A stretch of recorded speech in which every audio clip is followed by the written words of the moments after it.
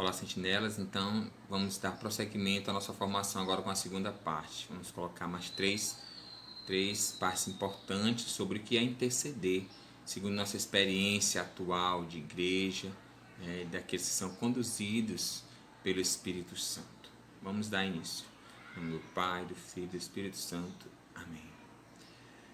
São Gabriel Arcanjo, voz anjo da encarnação, mensageiro fiel de Deus, abre os nossos ouvidos para que possamos captar até as mais suaves sugestões e apelos da graça emanados do coração amabilíssimo de nosso Senhor. Nós os pedimos que fiqueis sempre junto de nós, para que, compreendendo bem a palavra de Deus e suas inspirações, saibamos obedecer-lhe, cumprindo docilmente aquilo que Deus quer de nós. Fazer que estejamos sempre disponíveis e vigilantes, que o Senhor, quando vier, não nos encontre dormindo, mas atentos aos seus chamados. Amém. Então, irmãos, dando continuidade a essa formação, interceder também eu coloquei mais 5 pontos importantes. Serviço, ou seja, eu vou para uma reunião, seja agora nas lives, esse novo normal que temos vivido, graças a Deus. Continuamos em unidade, apesar de distantes geograficamente, distantes fisicamente, mas continuamos unidos, com o coração unido nessa intenção.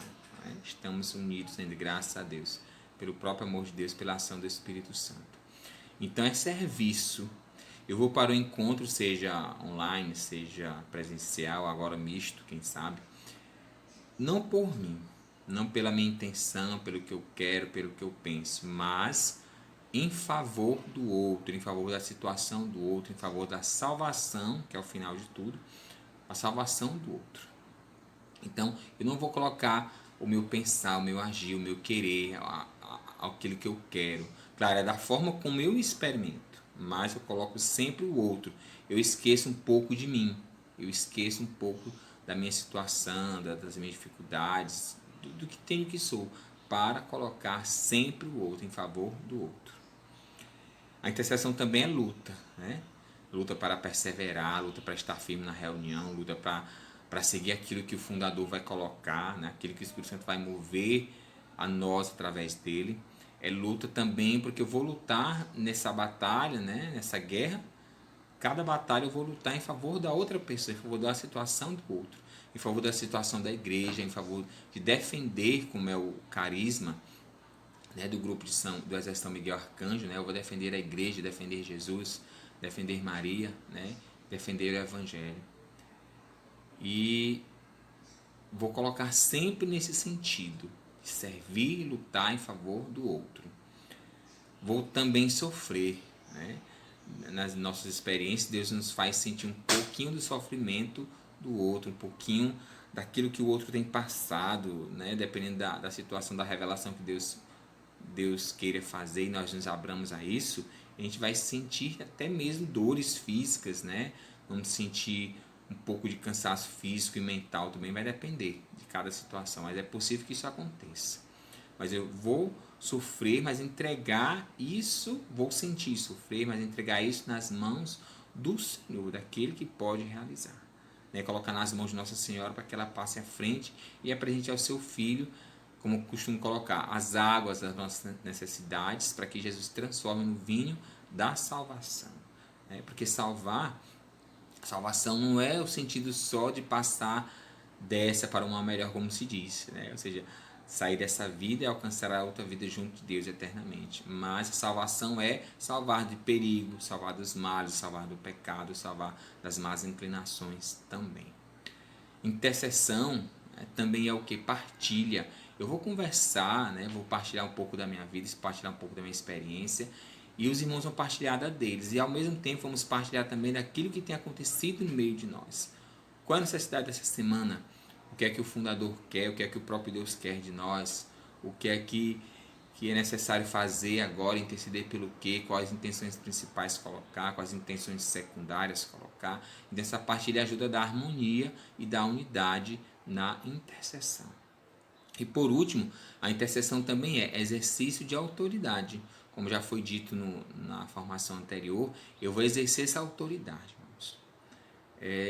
é interessante que nós, como católicos, às vezes nos sentimos um pouco, como é que eu posso dizer assim, um pouco inferiorizado, né? Temos tantas graças, temos uma riqueza tão grande nas mãos, na vida, e nós não utilizamos, né?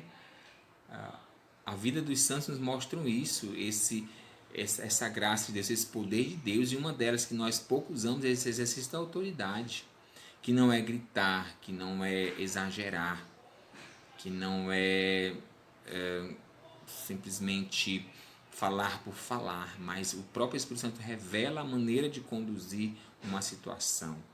Porque o Espírito Santo não fala de si, ele fala do Pai e do Filho. E ele aponta, né, como diz o Evangelho de João, né, a gente pode ler depois, meditar depois. O exercício de autoridade nos leva a entrar nessa presença de Deus e apontar, Senhor, aquele precisa daquilo, aquele irmão precisa ser liberto, ele precisa ser reconduzido, ele precisa ter uma nova vida.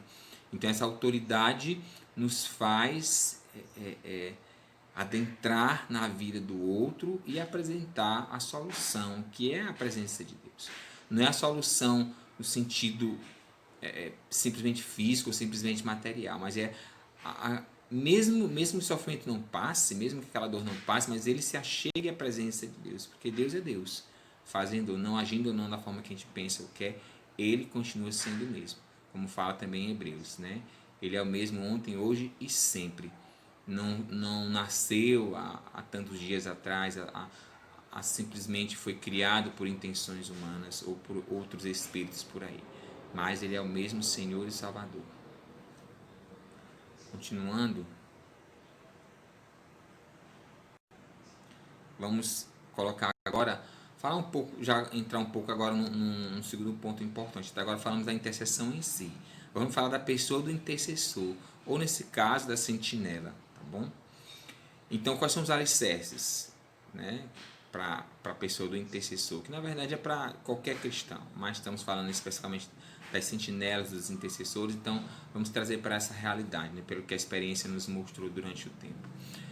Temos que ter esse alicerce da vida cristã, que aí eu digo para vocês que eu me surpreendi das primeiras formações que eu tive na vida, né, dentro da renovação carismática, de falar de vida cristã, os alicerces da vida cristã, oração pessoal, palavra de Deus, vida sacramental, por exemplo, né?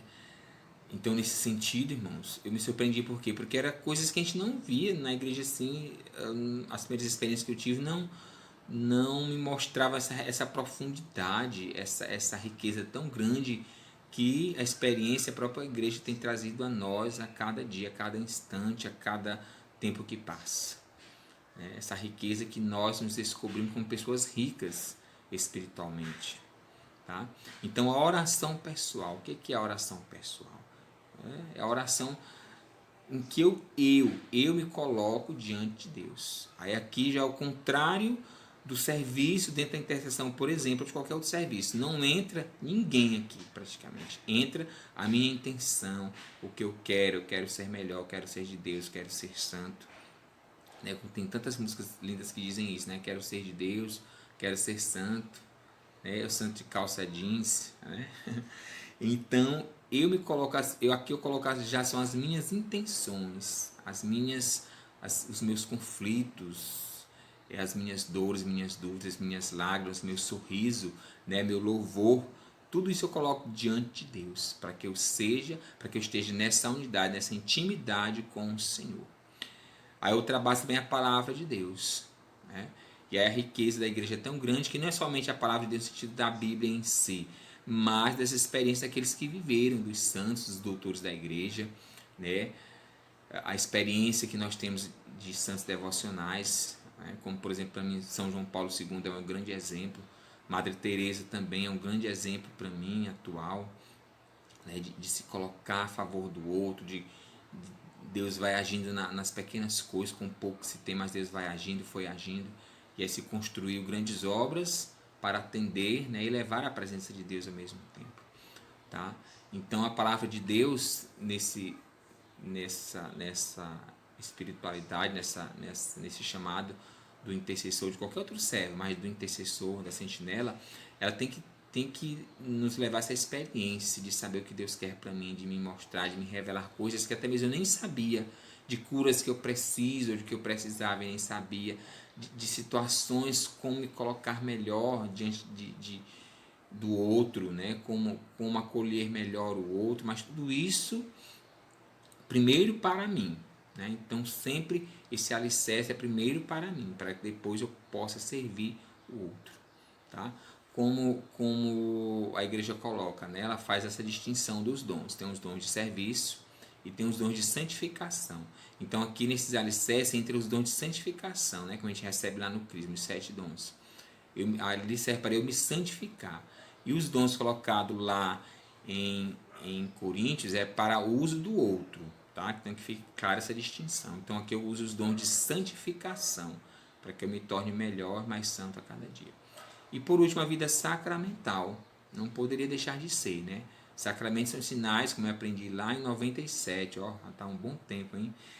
São sinais visíveis e sensíveis da presença de Deus, né? Então, quando eu me confessar ali, eu sinto a presença de Deus. Quando eu recebo Jesus por excelência, ali é a presença maior e mais visível, mais concreta, mais tocante da presença do Senhor na minha vida, né? Quando eu, por acaso esteja enfermo, receba a unção dos enfermos ali também. E todos os sinais da presença de Deus, o matrimônio, o sacerdócio, né? O chamado ao matrimônio, por exemplo. São sinais visíveis da presença de Deus. Então sempre precisamos estar nessa unidade, estar nessa vivência, nessa busca constante, criar essa constância, né, da oração pessoal, da palavra de Deus e da vida sacramental.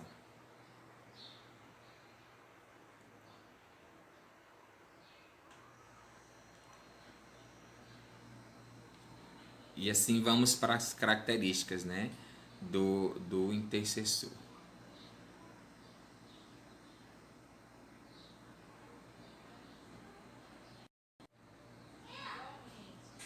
Então, continuando as características, né, do intercessor. Aqui, ao mesmo tempo que remonta a igreja primitiva, as experiências, ao mesmo tempo remonta hoje à atualidade, né? Desde a década de 60, né? Desde a década de 60 mesmo, mais atualmente falando, né?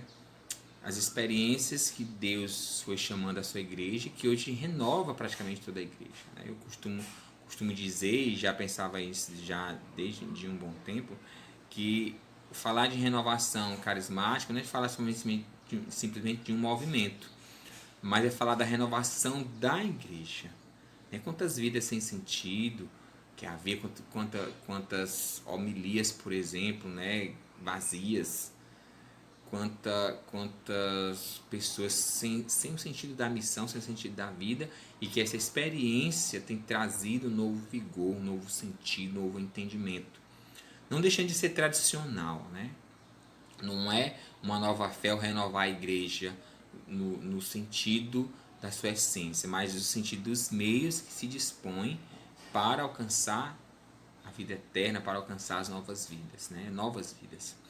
Tá? Então, dentro desse chamado, né, como falei, dentro dessa experiência que remonta tanto hoje ao tempo moderno quanto à igreja primitiva, nós temos essas características, a primeira delas, como a fé expectante. O que é isso? O exemplo da passagem aqui de Marcos 5, versículo 25 em seguinte, né? O exemplo lá do nascimento da filha de Jairo, né? Acontece que ele vai atrás de Jesus, e aí antes que Jesus chegue, a filha dele falece. E no meio do caminho, né, toda aquela multidão, todo aquele alvoroço, encontra-se a mulher que há 12 anos sofria de hemorragia. E ela, na sua fé, ela disse: não, eu já estou aqui mesmo, eu sou impura mesmo, eu sei que quem eu toco se torna impuro também, né? Imagina-se que pelos preceitos, né, a mulher no tempo da menstruação passavam 7 dias, se não me engano, impura, ou seja, ela ficava isolada, não podia tocar ninguém, não podia estar em ambientes, tudo se tornava impuro. Agora vamos imaginar o sofrimento dela há 12 anos. Imagina aí, tanto que ela não era excluída, o tanto que socialmente ela não era mal vista, né? E ela mesma, né, se se inferiorizou, se fechou em si. Mas naquele momento, quando ela viu aquele alvoroço, e disse, não, vou pelo menos tocar nas vestes dele por baixo. E aí ela toca e Jesus sente que uma força sai. E aí ela percebe aquilo, né, meio que se esconde, mas Jesus disse, uma força saiu. E ele começa a olhar de um lado para o outro e dizer isso. E os discípulos, ora Senhor, tanta gente aqui passando, te apertando, te tocando, vem dizer que alguém te tocou, né? E aí ela se acusa, não fui eu. Ou seja, a fé dela foi tão grande que ela não precisou se aparecer, se jogar, se lançar, gritar, mas simplesmente tocar na orla do manto de Jesus. E ela foi tocada, foi curada, foi livre daquele mal, né? Ela se tornou livre fisicamente, mentalmente e socialmente. Foi uma libertação completa, né? Foi uma restauração, foi um milagre mesmo, né? Completo. Até porque ela tinha gastado tudo, ela estava sem esperança. Então essa é a fé expectante, como eu falei, que remonta à igreja primitiva, mas que deve ser trazida hoje também para nós. Eu vou para um encontro, eu me coloco diante do Senhor na minha oração pessoal, eu vou interceder por uma situação, sabendo que Deus vai agir de alguma forma, Ele vai agir. Não porque eu quero, mas que pela experiência e pela fé se mostra isso. Claro que eu devo entender e compreender a situação, entender qual a vontade do Senhor. Pode ser que Ele não queira para agora, mas se eu me abrir, Ele pode me revelar para quando, né? Quando Ele vai agir, quando Ele vai mover aquela situação, tá? Mas é sempre nessa fé. Eu vou porque sei que estou na presença do Deus verdadeiro, que Ele age na minha vida e age na vida do irmão. Crer sem limites no poder de Jesus, no poder de Deus. Ou seja, eu preciso crer, né? Confiar. O crer que me faz confiar me faz esperar ao mesmo tempo, né? Tem esse tripé, né? Crer, confiar e esperar, sabendo que Ele tem esse poder para todas as coisas, né? Fazer com que a gente coloque na nossa mente isso, Ele pode agir, Ele tem poder para isso, tá bom?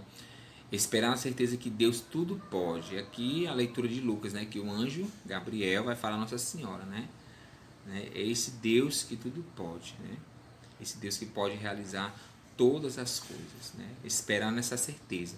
Mesmo que Deus me mande esperar, mas que eu não esmoreça, que eu não fraqueje, que eu não me inferiorize, que eu não me feche, que eu não me acomode, mas esperar que Deus vai agir.